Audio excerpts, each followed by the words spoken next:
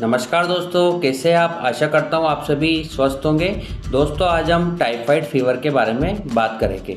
Typhoid fever को मियादी बुखार के नाम से भी जाना जाता है। टाइफाइड फीवर साल्मोनेला टाइफाई नामक बैक्टीरिया के कारण होता है।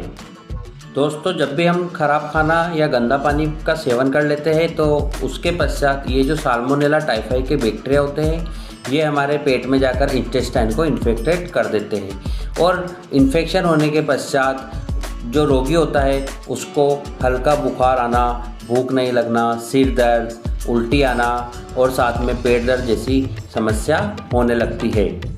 टाइफाइड बुखार में जो हमारी पल्स रेट होती है वो ज़्यादा नहीं बढ़ती है अन्य बुखार की अपेक्षा। साथ ही इसमें कोटेड टंग हो जाती है, जो जीवान होती है उस पर वाइट परत जम जाती है और लीवर और स्प्लीन की साइज बढ़ जाती है। दोस्तों, जब बुखार को 2 सप्ताह से अधिक हो जाता है तो उसके पश्चात हमारे शरीर पर, छाती पर और सीने पर गुलाबी कलर के स्पॉट्स दिखाई देते हैं।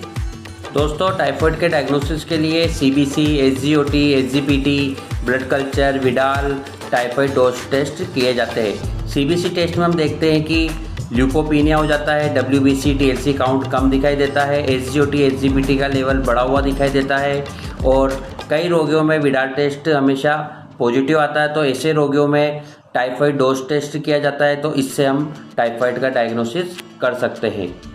दोस्तों, टाइफाइड फैलने का प्रमुख कारण है साफ़ सफाई का ध्यान नहीं रखना। जो लोग खुले में शौच जाते हैं और या फिर शौच करने के बाद हाथ अच्छी तरह से नहीं धोते हैं या नाखून बड़े हुए रखते हैं, तो ऐसे लोगों में टाइफाइड फैलने का खतरा बहुत अधिक रहता है। कई बार हम देखते हैं कि कई छोटे बच्चे घर के बाहर दस्त करते हैं तो जब उस पर मक्खियाँ बैठती है और वही मक्खियाँ जब हम खाना खाते समय वही मक्खियाँ आकर खाने पर बैठती है तो इस प्रकार से इन्फेक्शन एक से दूसरे में पहुंचता है और टाइफाइड फैलता है। दोस्तों, कई लोगों को बार बार टाइफाइड होता रहता है, जिसका प्रमुख कारण ये है कि जो टाइफाइड के बैक्टीरिया होते हैं ये गॉल ब्लैडर या इंटेस्टाइन में जाकर छिप जाते हैं और जब भी उन्हें उचित वातावरण मिलता है तो ये पुनः ग्रो कर जाते हैं और रोगी को टाइफाइड हो जाता है। जब भी वो रोगी टेस्ट करवाते हैं तो उनका विडाल पॉजिटिव आता है। दोस्तों, अब हम टाइफाइड के होम्योपैथिक उपचार के बारे में बात करते हैं।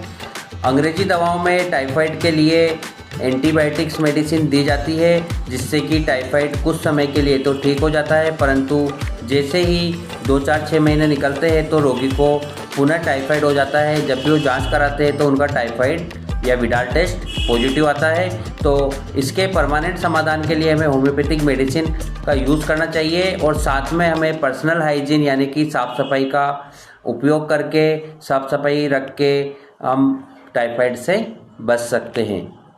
दोस्तों, होम्योपैथिक की टाइफोडिनम 1 पोटेंसी की मेडिसिन आपको 15 दिन में एक बार उपयोग में लेना है। साथ ही आपको बेप्टिशिया 200 मेडिसिन, इसकी 4-4 गोली दिन में 3 बार लगातार 15 दिन से 1 महीने तक आपको लगातार यूज़ करना है। दोस्तों, होम्योपैथिक मेडिसिन लेने से पहले एक बार होम्योपैथिक डॉक्टर की सलाह अवश्य लें। साफ़ सफाई का ध्यान रखें, आप देखेंगे कि आपका टाइफाइड हमेशा के लिए ठीक हो जाएगा। जय हिंद, जय भारत।